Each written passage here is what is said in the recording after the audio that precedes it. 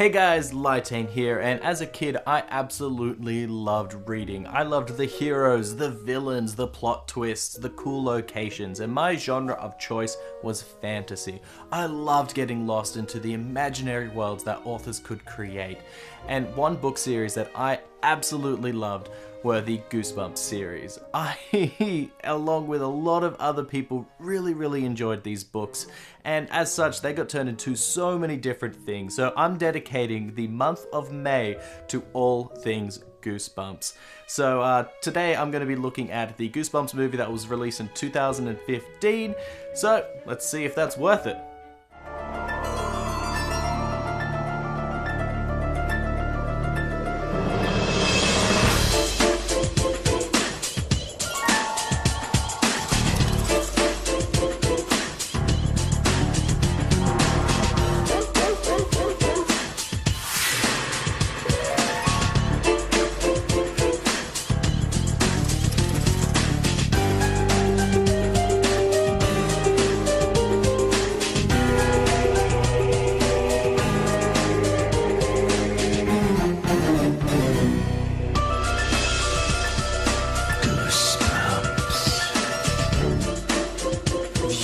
Beware, you're in for a scare.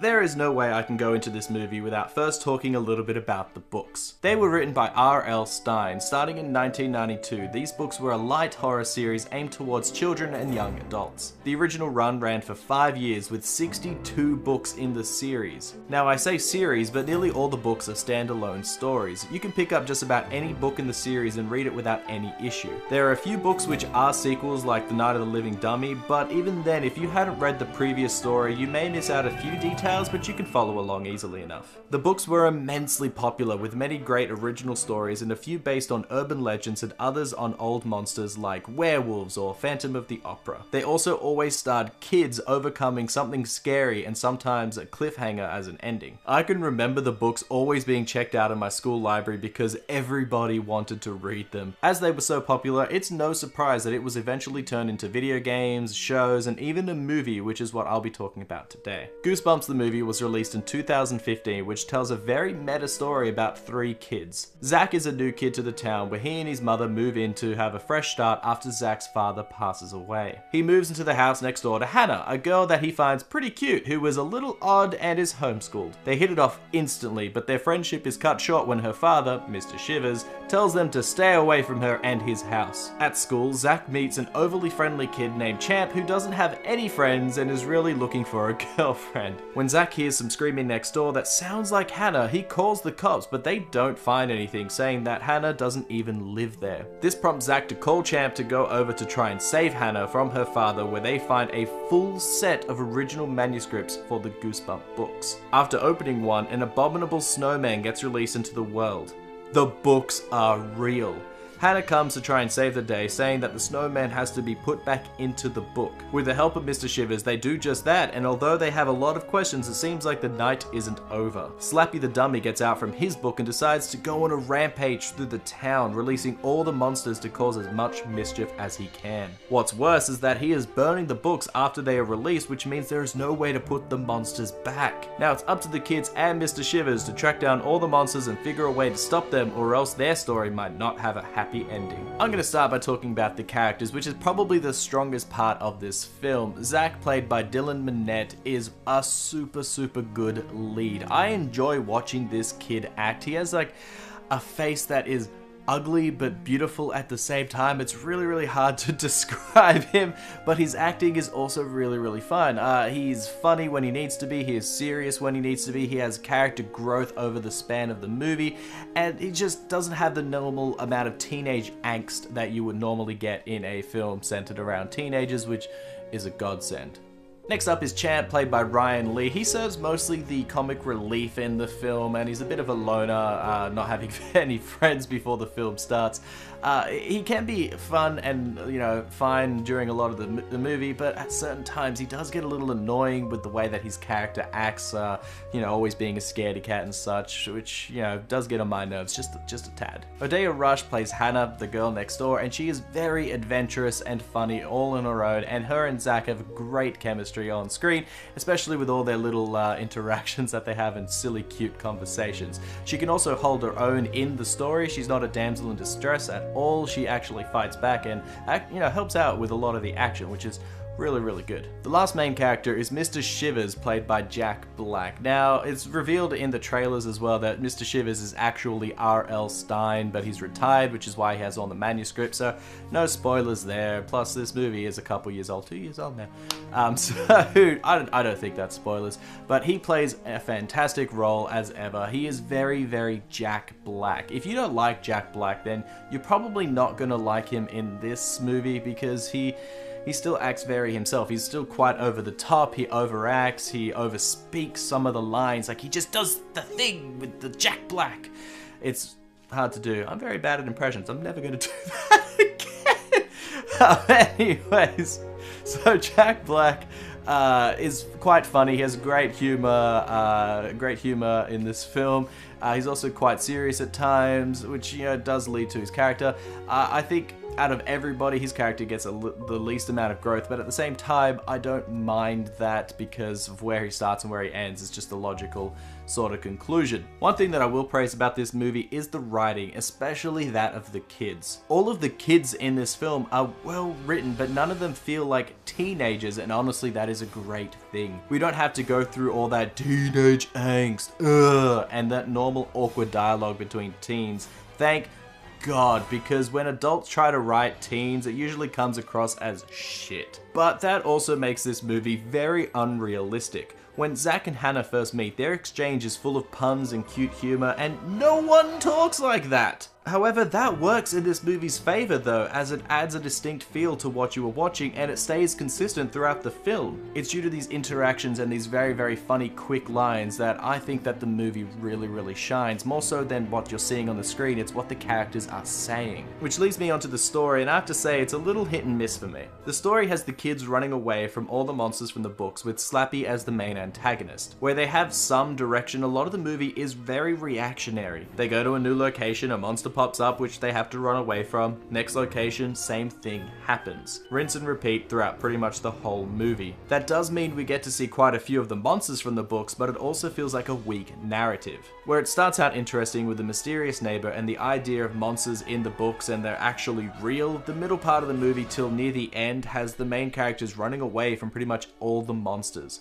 They rarely try to fight or outthink the monsters either, mostly because they can't be killed. So this movie has a lot of running, like a Doctor Who episode. I understand why they did that though, because they wanted to show off as many Goosebumps monsters as they could. That being said, if you aren't a fan of the books, then a lot of these monsters and a lot of the references to the books in both name and the stories will be lost on you. You can still follow the movie just fine, but with a Goosebumps fan, this will be more enjoyable. As this is a film about monsters, let's talk about them. There are 5 main monsters in this film, so let's start off with the Abominable Snowman.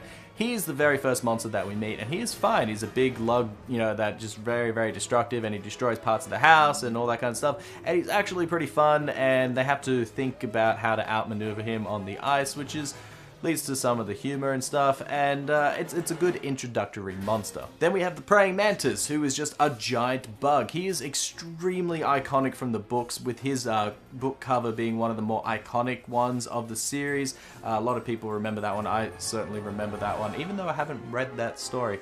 But regardless, he is a bit of a dumb kind of monster. He doesn't really do anything other than just walk and crush things and, you know, stuff bug things and just general menace.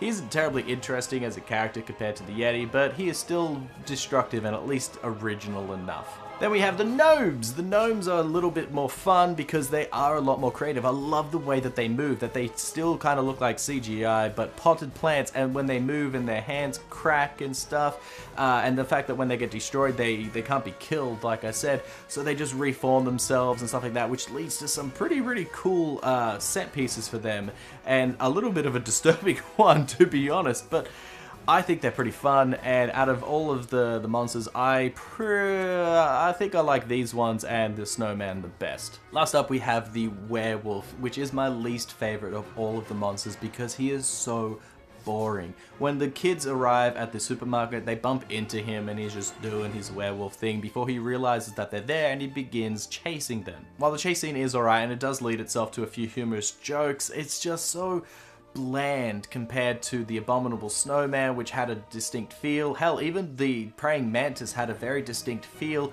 whereas the werewolf just feels like a dumb animal. He charges at them, he misses by a long shot, it's very cartoony, and I just don't like it. Also, the way that they stop him isn't even like an outwitting him or anything, they just fluke a stop, which I'm not going to say here, but honestly, they could have chosen so many other bad guys from the books. Like, werewolves have been done to death. We've got so many movies, so many TV shows, so many everything about werewolves, and I don't know why they chose to use a werewolf in this story. Like, they have talking jack-o'-lanterns, they have bees with human faces, they have, like, the Phantom of the Opera. No, that would have been boring as well if they chose Phantom of the Opera. They have monster blood, they have so many other monsters and just so many other things that, why did they choose a werewolf? Honestly, he's the weakest bad guy of the entire thing, and I honestly wish they had changed him, and I really don't like his part in the movie, and I could have easily been changed for one of the scarecrow monsters or something like that. Oh well. The main villain for this movie, as mentioned earlier, is Slappy the Dummy. He is a dark mirror of Jack Black's character and is even voiced by him, but with a slightly creepier voice. For a dummy, he does have some complexity, and some of the imagery used with him is pretty good, but honestly, he falls kinda flat. He just isn't very threatening. Throughout the movie, the main characters fight real monsters which are big, powerful, and hard to stop, but then we get to Slappy, who doesn't even have that kind of threat level. He does deliver some great lines, but he just doesn't feel like a good antagonist.